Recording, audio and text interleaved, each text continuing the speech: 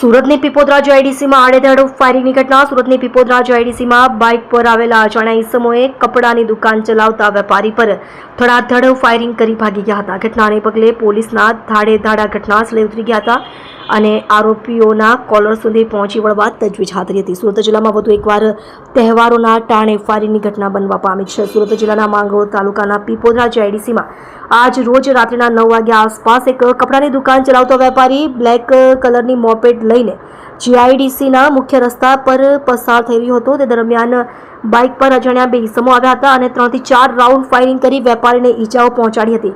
લોકોના ટોળા એકઠા થઈ જતા આરોપીઓ ભાગી ગયા હતા અને ઈજાગ્રસ્ત ઉગ્ર શાહુ નામના કપડાના વેપારીને 108 એમ્બ્યુલન્સ મારફતે સુરતની નવી સિવિલ હોસ્પિટલમાં ખસેડવામાં આવ્યા હતા। ફાયરિંગની ઘટનાને પગલે સુરત જિલ્લા એસઓજી એલસીબી અને કોસંબા પોલીસનો કાફલો ઘટનાસ્થળે દોડી ગયો હતો અને આસપાસના વિસ્તારના સીસીટીવી ફૂટેજ તેમજ નજરે જોનારા લોકોના નિવેદન લેવાનું શરૂ કર્યું હતું। સાથે જ ફાયરિંગ કરનારા અજાણ્યા ઈસમો કોણ હતા, ક્યાંથી આવ્યા, કયા કારણોસર ફાયરિંગ કર્યું એ દિશામાં તપાસ હાથ ધરી છે। ત્યારે બનેલ ઘટનાને પગલે લોકોમાં ભય ફેલાઈ ગયો છે। તમે જોઈ રહ્યા છો માયાનગરી ન્યૂઝ ચેનલ દીપક ગુપ્તાની સાથે। ફાયરિંગની ઘટના શું વિગતો?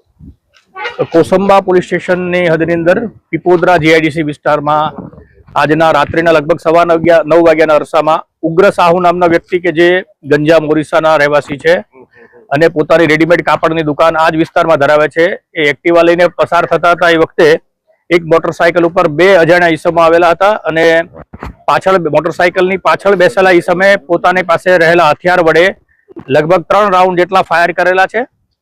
આ ફાયરિંગની ઘટનામાં ઉગ્ર સાહુ નામનો વ્યક્તિ ઈજાગ્રસ્ત થયા છે અને પેટના ભાગે અને પીઠના ભાગે ગોળી વાગી છે। ઈજા પામનાર વ્યક્તિને સિવિલ હોસ્પિટલ સુરત ખાતે સારવાર માટે મોકલેલા છે। બનાવવાળી જગ્યા ઉપર કોસંબા પોલીસ, એલસીબી, એસઓજી અને બાજુના કિમ પોલીસ સ્ટેશનના અધિકારી કર્મચારીઓ સ્થળ ઉપર આવી ગયા છે। આ ઘટનામાં સંડોવાયેલા આરોપીઓને પકડવા માટેની નાકાબંધી કરવામાં આવી છે અને પકડવા માટેની તજવીજ ચાલુ છે। બનાવવાળી જગ્યા ઉપરથી 2 ખાલી કેસ મળ્યા છે અને 1 મિસફાયર થયેલો રાઉન્ડ મળ્યો છે।